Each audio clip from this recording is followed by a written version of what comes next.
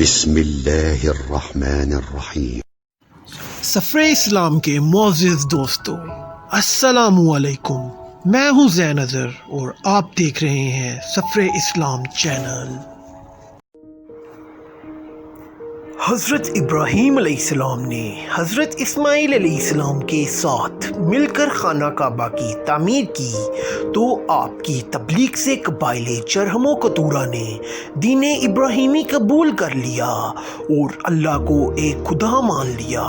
حضرت ابراہیم علیہ السلام کے بعد حضرت اسماعیل علیہ السلام کے اثر سے بعد میں مکہ آباد ہونے والے بھی دین حنیفی یعنی حضرت ابراہیم علیہ السلام کا دین قبول کرتے رہے۔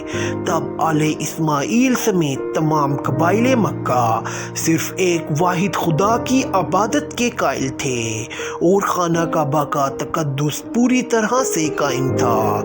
لیکن جب حضرت اسماعیل علیہ السلام کی وفات کے بعد پھر کوئی نبی اہل مکہ کی رہنمائی کے لیے مبعوث نہ ہوا تو آہستہ آہستہ ان میں شرک و گمراہی پھیلنے لگی۔ پچھلی ایک قسط میں ذکر کیا گیا کہ جب مکہ پر قبیلہ ایاد و بنو خزاعہ یکے بعد دیگرے حملہ آور ہوئے تو بنو اسماعیل کے کئی قبائل کو مکہ چھوڑنا بھی پڑا۔ تب یہ لوگ برکت کی غرض سے کعبہ کا ایک پتھر بھی اپنے ساتھ لے گئے۔ کعبہ سے نسبت کی وجہ سے وہ اس کی بہت تعظیم کرنے لگے۔ اس تعظیم کا اثر یہ ہوا کہ آہستہ آہستہ آنے والے وقت میں ان کی آل و اولاد نے خود اسی پتھر کو معبود مجازی کا درجہ دے دیا۔ اس طرح ان میں شرک رائج ہونا شروع ہوا۔ لیکن حقیقی معنوں میں عربوں اور خصوصاً اہل مکہ میں باقاعدہ شرک و بت پرستی کا آغاز حضرت ابراہیم علیہ السلام سے کم و بیش 2500 سال بعد ہوا جب بنو خزاعہ نے مکہ پر قبضہ کیا۔ عربوں میں بت پرستی کا آغاز کرنے والا قبیلہ خزاعہ کا سردار عمرو بن لہی تھا۔ یہ شخص خانہ کعبہ کا متولی تھا۔ ایک بار جب وہ شام گیا تو وہاں اس نے لوگوں کو بتوں کی پرستش کرتے دیکھا۔ یہ کل 5 بت تھے جن کا نام ود، یغوث، سواع، یعوق اور نصر تھے۔ ان بتوں کو قوم نوح علیہ السلام پوجا کرتی تھی۔ یہ شخص وہاں سے ان کے بت ساتھ لے آیا اور واپسی پر ان کو جدہ کے ایک مقام پر دفن کر دیا۔ جب مکہ واپس پہنچا تو وہاں مشہور کیا کہ اسے اس کے تابع ایک جن نے ان بتوں کا پتہ بتایا ہے جنہیں قوم نوح پوجا کرتی تھی۔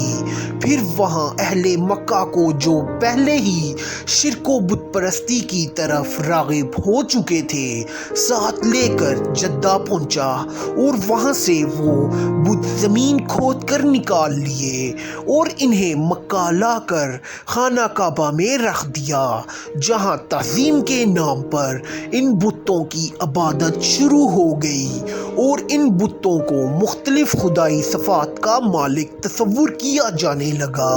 آہستہ آہستہ اہل مکہ خود نئے نئے بتوں کو ڈھالنے لگا اور تب بہت سے ایسے بت بنائے گئے جنہیں آنے والے دور میں مشرکین عرب میں بے پناہ اہمیت حاصل ہوئی۔ چونکہ کعبہ کی وجہ سے مکہ پورے جزیرہ نما عرب کا مرکز تھا تو جب باہر سے مختلف قبائل کے لوگ حج کے دنوں میں مکہ آتے تو وہاں ان بتوں کی پرستش ہوتے دیکھتے اور واپسی پر ان بتوں کی شبیہیں یعنی ہم شکل بنوا کر ساتھ لے جاتے اور اپنے علاقے میں ان کو نصب کر کے ان کی پوجا شروع کر دیتے۔ یہی وجہ سے جزیرہ نما عرب میں بت پرستی کا آغاز ہوا۔ یہ ایپیسوڈ یہیں پہ اختتام ہوتا ہے۔ اگلے ایپیسوڈ میں ہم آپ کو بتائیں گے کہ نبی اکرم صلی اللہ علیہ وآلہ وسلم کی پیدائش کے وقت مشرکین مکہ کن بتوں کو اعلیٰ درجہ دیا کرتے تھے۔ تب تک مجھے دیں اجازت، ہوتی ہے ملاقات ایک اور ایپیسوڈ کے ساتھ۔ اللہ حافظ۔